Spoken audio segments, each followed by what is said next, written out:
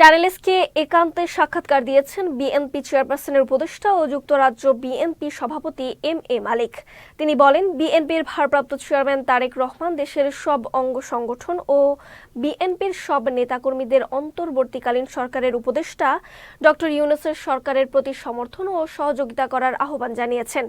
অন্তর্বর্তীকালীন সরকারের অধীনে জাতীয় সংসদ নির্বাচন অনুষ্ঠিত হবে, আর এই নির্বাচনে মানুষের অধিকার ফিরে পাবে বলে আশা ব্যক্ত করেন যুক্তরাজ্য থেকে এম.এ মালিক।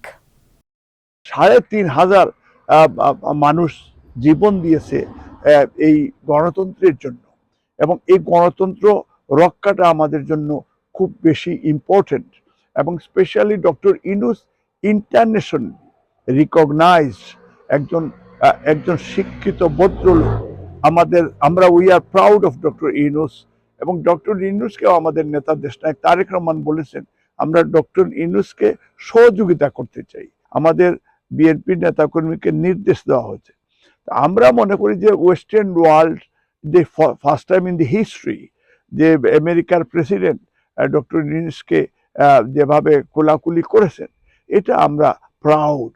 আমরা মনে করি যে ফেসিবাদের পতন হয়েছে,